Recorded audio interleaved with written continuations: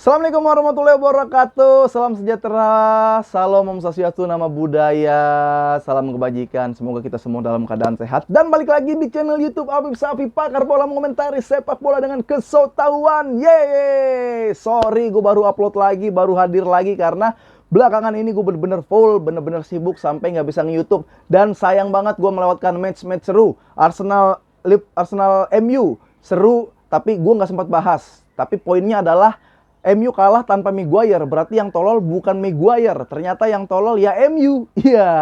Nah, Arsenal kita lihat nampaknya bisa masuk Liga Champions dan MU kayaknya akan terpental di Liga Champions, bahkan terpental di Europa League nanti nggak bisa masuk. Gimana nasib Ronaldo nanti? Kita lihat aja ke depannya kayak gimana. Nah, dan match seru juga, Barcelona kalah ya. Gua Barcelona Frankfurt sempat bahas gak? Gue lupa dah tuh. Barca Rayo, nggak, yang gue bilang Barcelona Rayo Vallecano nih, Barca Merayo nggak ada tai-tainya lah istilahnya lah ya, tapi udah lewat. Nanti kalau gua apa ya, kalau bilang bang lu kenapa nggak muncul ketika Barcelona kalah, orang-orang di medsos kan tolol. Kalau lu nonton gue di YouTube ketika Barcelona kalah, malah gue semangat, malah gue menggebu-gebu bahasnya. Tapi ya udah, ini udah lewat. Nah, pertandingan yang seru adalah match Liga Champions.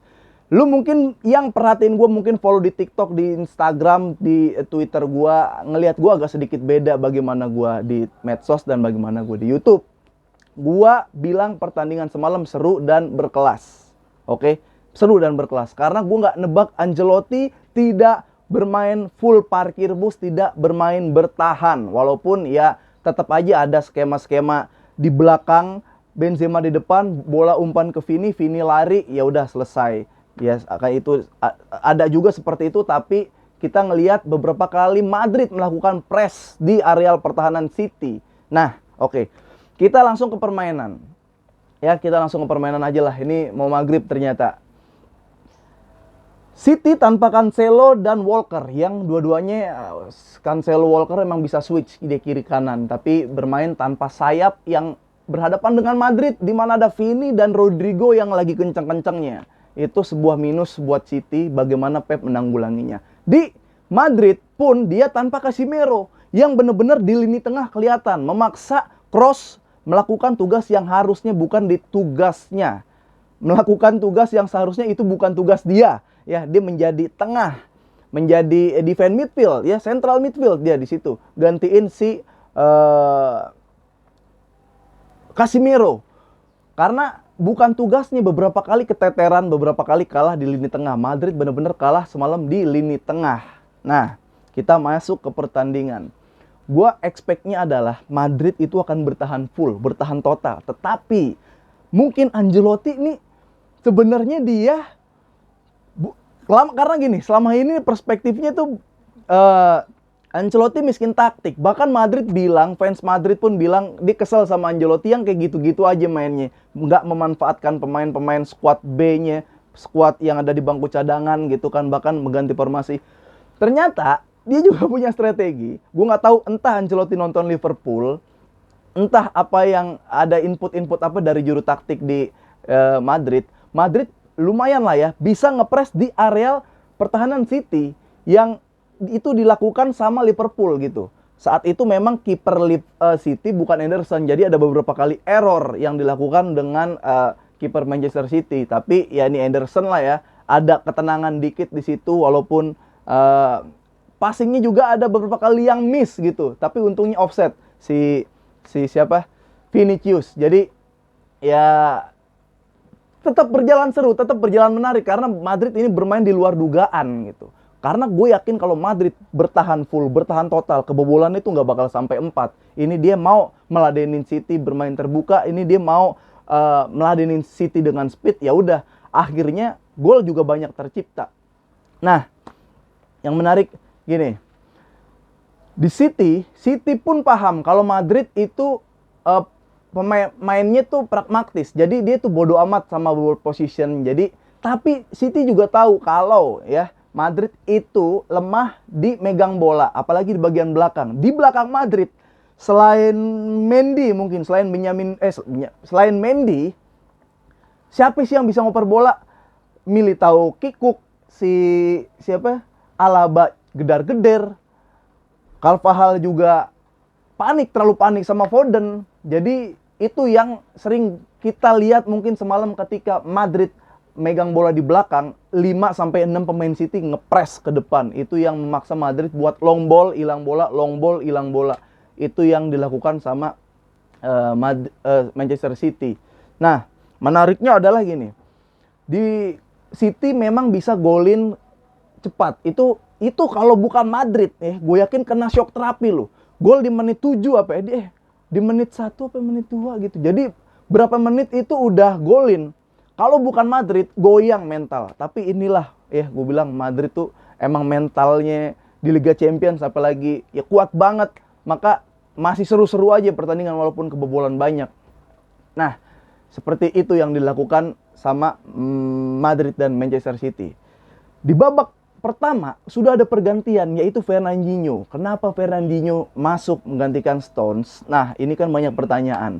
Menurut gua, ya selain Stones memang belum fit 100%, Pep ini nggak mau ambil resiko si Madrid bisa eksploitasi di bagian kiri. Makanya dimasukin Fernandinho itu bukan buat menghalau Vini. Fernandinho masuk ya, menurut gue itu bukan buat menghalau Vini, tapi buat megang bola. Karena kalau Vini dapat bola, udah bahaya. Makanya ditaruh Fernandinho yang lebih tenang dari Stones. Walaupun larinya dia kagak bisa lari, minimal buat megang bola sekuat-kuatnya. Itu mungkin yang dilakukan sama Pep Guardiola. Ini kita kalah kalau dia main dari kiri. Mending kiri diganti Fernandinho, bukan buat membentur. Kalau digocek pasti lewat Fernandinho. Tapi bagaimana biar di areal kanan dari City dikuasain oleh Fernandinho. Hasilnya apa? Hasilnya Fernandinho bisa buat asis sekali. Nah, ini bener-bener malam tuh judi yang keren menurut gua kedua pelatih. Dijudiin, dimasukin Fernandinho, masuk barang. Nih, masuk barang. Akhirnya berhasil. Fernandinho bisa asis ke Foden. Ya, tapi ya judinya balik lagi kena dibal sama tempat itu sendiri. Tempat itu yang mengatakan bahwa Vinicius bisa lari terus lewat nolongin si Fernandinho dan akhirnya tercipta gol. Jadi ini perjudian yang sangat luar biasa dimainkan oleh kedua pelatih. Ya, mungkin dari perspektif Ancelotti berpikir nanti kayaknya City sudah menyiapkan bagaimana kalau gua parkir full. Maka itu gua kasih effort lebih, gua kasih strategi yang bener-bener nggak diduga. Makanya main press, gokil. Semalam tuh lu bener-bener gokil.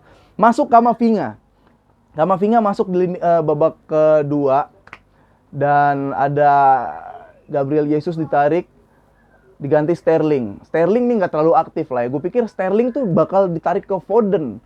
Foden ditaruh tengah, tetap yang diganti Gapsus, tapi Sterling main di sono. Tapi Sterling tetap di tengah gitu. Jadi nggak aktif dia. Gue nggak tahu itu Pep kenapa masukin Sterling tapi di tengah. Nah, Camavinga masuk dan Ceballos sih waktu itu jersey pernah gue pakai tapi gue lupa namanya. Ceballos masuk sama Camavinga. Ini sebenarnya agak mendingan karena Modric ya dari awal ditekan terus sama KDB, Bernardo mainnya serem, Rodri tuh dia tuh nggak terlalu banyak gocek tapi positioningnya oke loh, passingnya oke. Dia oke lah, jadi sentral yang bagus di situ.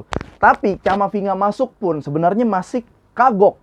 Karena Camavinga mungkin di klub sebelumnya dia itu defend midfield, tapi double pivot. Ada temennya gitu. Madrid main ya central midfield aja, ada Casemiro. Dia masuk buat di tengah. Walaupun duel-duel Camavinga tuh oke, tapi untuk mengalirkan bola ke depan kurang terlalu bagus. Jadi di situ masih terus seru di tengah. Karena si City pun gak ganti siapa-siapa. Rodri tetap, Bernardo tetap. KDB terus main. Jadi dia tahu menang di situ, dipaksa terus dari tengah. Gitu. Yang menjadi golnya tercipta adalah ini gol-gol Pep kayaknya bener-bener skema banget. Golnya itu gol-gol, lu tahu gak? Kayak Dani Alves umpan ke David Villa, Dani Alves umpan ke Messi, kayak Jordi Alba umpan ke Messi. Gol-gol itu yang dilakukan karena ini mungkin cara City buat antisipasi parkirnya Madrid. Ya, tapi ternyata nggak parkir. Sisa berjejer 5. Ya udah, tinggal di cross, bola datang gol, di cross bola datang gol. Gol kedua pun kayak gitu. Gol dari KDB, umpan ya. Melewati beberapa pemain. Ada yang satu lewat, ada cross yang nggak bisa ngalau itu, ada Alaba yang blunder. Jadi terciptalah gol Gapsus. Gol kedua buat City. Jadi wah, ini seru pertandingan seru. Madrid memasang Valverde ini agak beda nih tugasnya. Valverde main pertama memang di tengah, tapi ketika diserang, Valverde turun menjadi wing fullback, Jadi Carvajal agak ketengahan, Madrid punya 5 back. Berarti di Madrid ketika keserang jadi 5-4-1. 5 Valverde jadi fullback, 4 ke bawah ya, 1 Benzema di depan. Itu papan gue lagi pakai clip on jadi ngambil papan agak kejauhan. Cukup seru lah ya pertandingan. Respon pelatihnya, Stones meringis langsung diganti, Modric diganti, mungkin lo kaget gitu, tapi pergantian itu efektif buat minimal menghalau bola, karena Modric kuat juga dia buat megang bola. Kadang kalau jadi defense belum terlalu gitu, kalau buat rame-ramein ini belakang aja oke. Jadi masukin Camavinga, masukin Ceballos. Gokil juga Ancelotti pada malam itu. Gokil. Jadi kita tunggu aja nanti. Ya.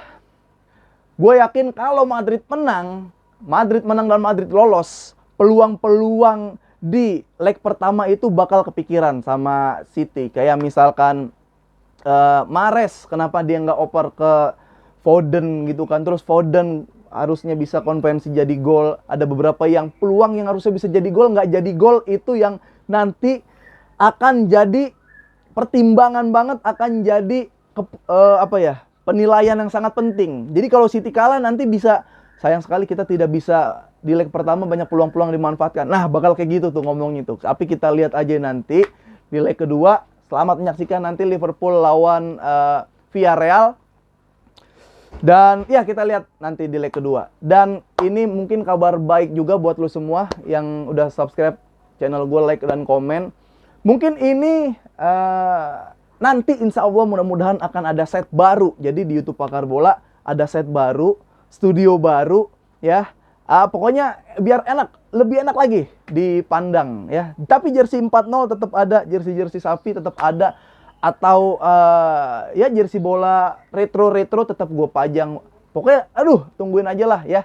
Sekali lagi selamat berpuasa, selamat buka puasa, selamat sahur yang nonton kapan aja. Sebentar lagi lebaran. Kalau ada salah-salah kata mohon maaf, minal aidin wal faizin, mohon maaf lahir dan batin. Sampai ketemu lagi di Pakar Bola selanjutnya. Gokil.